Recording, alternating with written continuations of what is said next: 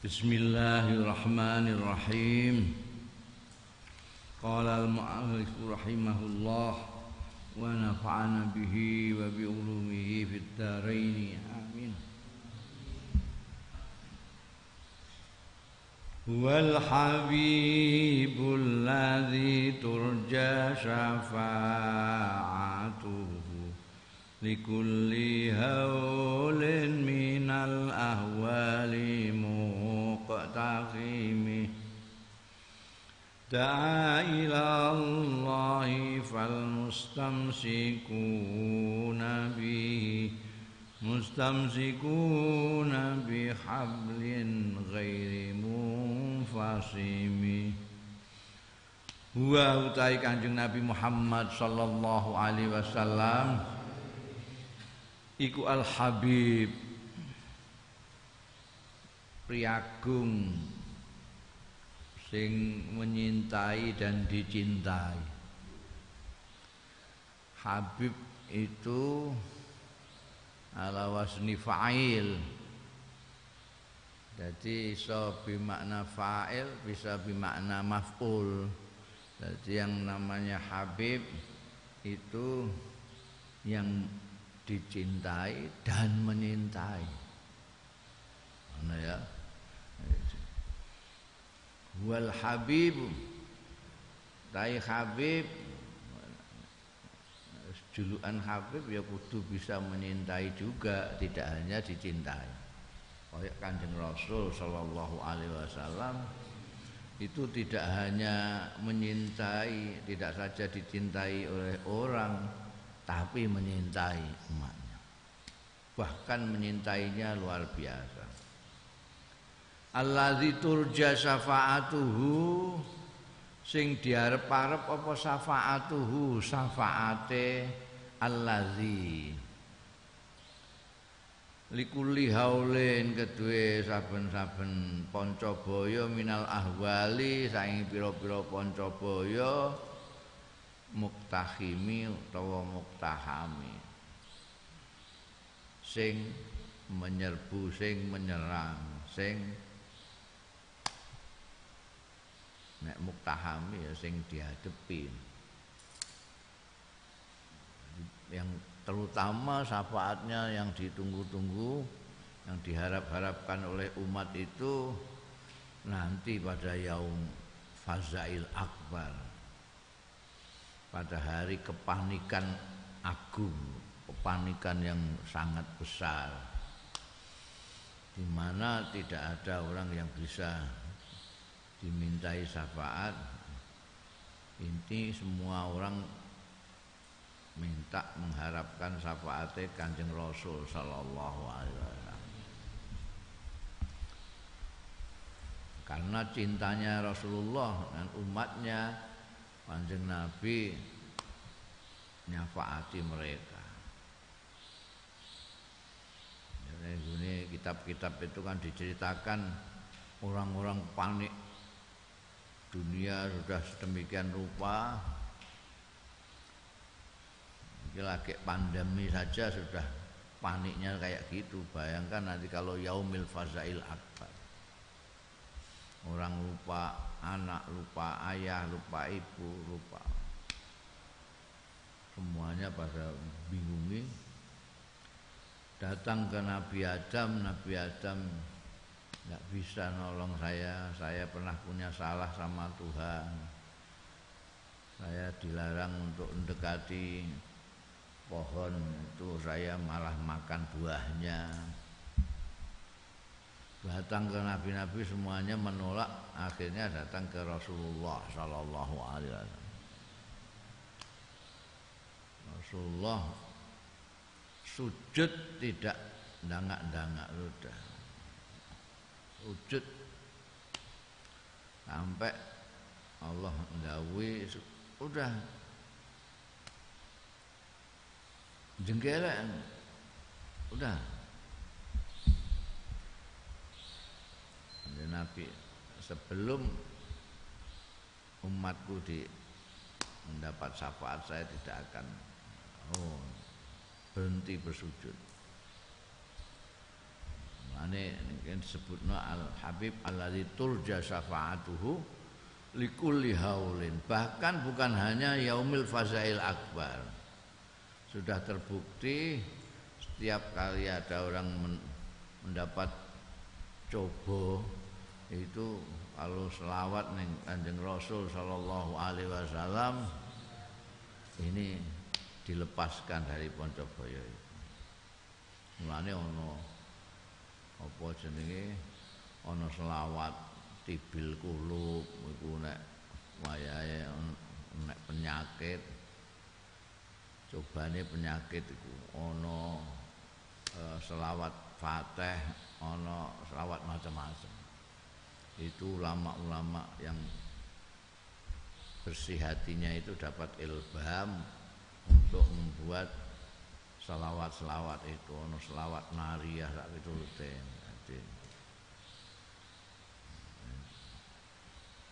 Itu apa?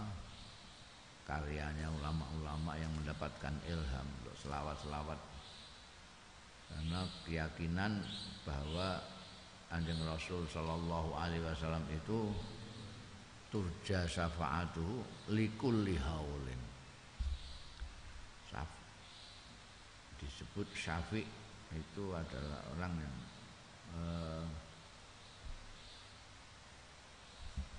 menyampaikan apa yang kita inginkan kepada Allah Subhanahu wa taala karena kedekatannya Kanjeng Rasul. Kanjeng Rasul tidak hanya Al-Habib kaitannya dengan kita umatnya tapi juga dengan Allah Subhanahu wa taala. Jadi Habibnya Kanjeng Nabi itu menyintai umatnya, dicintai umatnya, menyintai Allah, dicintai Allah. Itu Habib. Da'a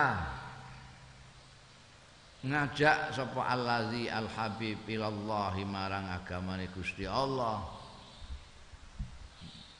Mongko fal mustamsikuna wong-wong sing gelem cekelan bihi kelawan agamane Allah, kelawan Allah mustamsikuna iku berarti cekelan bihablin kelawan tampar tali ghairi munfasimi kang ora iso pedhot. Kita diajak oleh Kanjeng Rasul sallallahu alaihi wasallam untuk beragama Islam supaya mendapat ridhonya Allah. Mulane disebutkan da'a ilallah kan. Akeh kiai maknani ilallah iku ila dinillah. Jane yo agamane Gusti Allah itu hanya perantara untuk sampai ke Allah. Kita cekelan agamane Gusti Allah supaya dapat ridhone Gusti Allah. Al-mustamsikuna billah mustamsikuna bihablin ghairi munfasim. Cekelan itu selamat ora bakal pedhot. Kowe kok cekelan liyane Gusti Allah, wah iso kliwung-kliwung kowe. Faqan nabiyina fi khalqin wa fi khuluqin walam yudanu fi ilmin wala karami wa kullu min rasulillahi multamisun ghalfan minal bahri aw rasfan minad diyami. Ini mulai masuk madah kepada Rasulullah sallallahu alaihi wasallam. Faqo ngungkuli sapa allazi habib annabiyina ing nabi-nabi fi khalqin ing dalem titahe wa fi khuluqin lan ing dalem pekertine walam yudanuhu lan ora marek-mareki ing allazi ora marek-mareki ya nabiyin marek-mareki aja tidak apalagi persis sapa nabiyinahu ing allazi fi ilmin ing dalem ngilmune wala karami lan ora murahe lomane wa kulluhum an sekabehane nabiyin min Rasulillah saking Kanjeng Rasul sallallahu alaihi wasallam iku multamisun ngalap ghurfan kelawan nyawuk minal bahari saking segarane samudrane Kanjeng Nabi aurasfan utawa nyesep minat diami saka udane Kanjeng Nabi. Elok banget caranya ya. Kanjeng Nabi kita Nabi Muhammad sallallahu alaihi wasallam itu jangan dibandingkan dengan nabi-nabi. Beliau itu di atas nabi-nabi dalam bentuk fisiknya, fi khalqin wa fi khuluqin, dan di dalam akhlaknya. Kalau katanya Nabi Yusuf itu ganteng sekali, Kanjeng Nabi di atas itu, fauqa, di atas. Kenapa kok yang terkenal ganteng, cakep itu Nabi Yusuf, tidak Kanjeng Nabi Muhammad sallallahu alaihi wasallam? Karena Nabi Yusuf itu ibaratnya rembulan tanggal 15 purnama, sehingga semua orang bisa ngelihat keindahannya itu purnama. Tapi Kanjeng Rasul sallallahu alaihi wasallam itu matahari. Rembulan itu bersinar karena pantulan cahaya matahari. Karena matahari orang ya mau bisa membayangkan indahnya, kecuali kalau ana grahana tok, saking bersinarnya. Ganteng. Fi khalqin, di dalam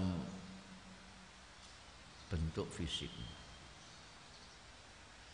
Saya sering mengatakan bahwa namanya indah itu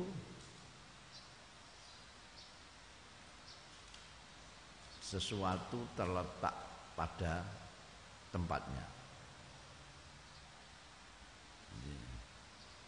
Definisinya indah itu hampir sama dengan definisinya adil. Kalau adil itu meletakkan sesuatu pada tempatnya. Peci ditaruh di kepala, sepatu di kaki, itu adil. Karena meletakkan sesuatu pada tempatnya. Kalau peci ditaruh di kaki, itu zalim, ngawur itu. Jadi adil itu kebalikannya ngawur. Orang tua itu dihormati. Kalau orang tua dihormati itu adil. Orang tua dicaci maki itu ngawur, zalim, meletakkan sesuatu. Kalau indah, sesuatu terletak pada tempatnya. Kalau adil, meletakkan sesuatu pada tempatnya. Iki kopi kok mbok lebokno lemari pakaian, zalim kowe iku. Makanya orang musyrik itu disebut zalim karena dia meletakkan otaknya di dengkul. Otak itu di sini, di badan kene. Yang disembah itu yang menciptakan, bukan yang diciptakan dia. Brahala itu yang menciptakan dia, kok dia nyembah Brahala. Dia diciptakan Tuhan, mestinya itu yang disembah. Mulane ning Quran disebut zalimin, orang-orang musyrik itu. Meletakkan sesuatu tidak pada tempatnya namanya zalim, meletakkan sesuatu pada tempatnya namanya adil. Indah, sesuatu terletak pada tempatnya. Indah. Ya. Makanya buah dada Itu kan sering disebut indah sekali buah dadanya. Ya, toh? Karena letaknya di dada.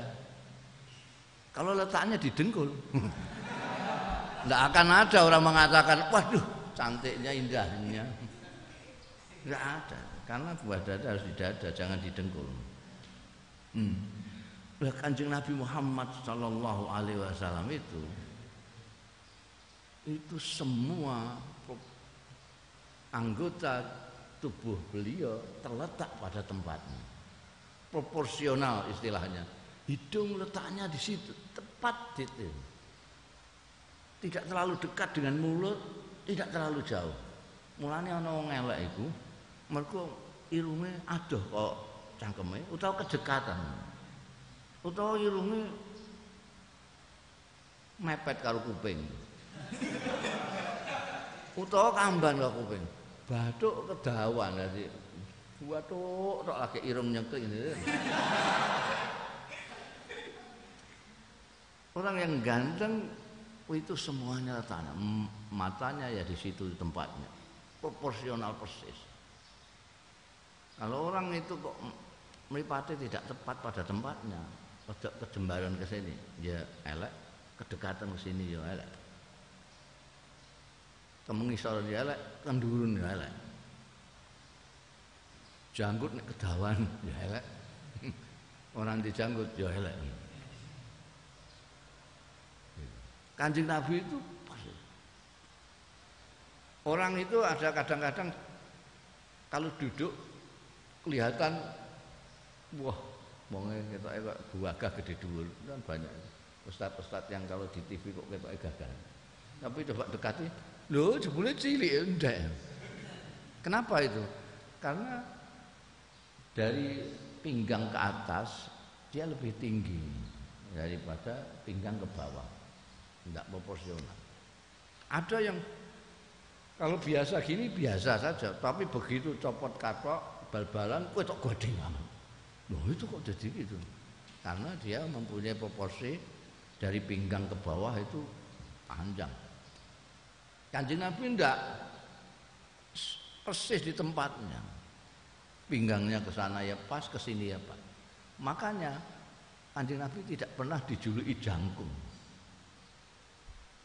Padahal orang yang jangkung kalau berjalan bersama Kanjeng Nabi, di bawahnya Kanjeng Nabi. Sayyidina Umar jangkung, Khalid bin Walid jangkung. Tapi kalau berjalan bersama Kanjeng Rasul masih di bawah Kanjeng Rasul. Kanjeng Nabi tidak pernah dijuluki pendek, apalagi kuntet. Meskipun kalau berjalan bersama orang kayak Abdullah bin Mas'ud yang pendek itu, beliau tidak terlalu tinggi. Itu fi khalqin tidak ada orang yang seperti Kanjeng Rasul sallallahu alaihi wasallam. Karena memang diciptakan Tuhan sedemikian rupa supaya menjadi kekasihnya. Tampilan yang paling sempurna itu manusia ya Kanjeng Nabi. Fi khalqin wa fi khuluqin. Kalau akhlaknya jangan tanya. Biasanya orang itu kan bentuk fisiknya indah tapi kelakuannya enggak baik. Wayu tapi judase ra karuan. Ana sing elek tapi apike ra karuan, ramah tamah. Kan gitu. Itu jarang sekali yang kok iso fisiknya apik, akhlaknya apik. Kanjeng Nabi Muhammad sallallahu alaihi wasallam. Fisiknya seperti yang saya ceritakan itu, akhlaknya jagat tanya. Kanjeng Nabi itu kalau ada orang bisiki beliau,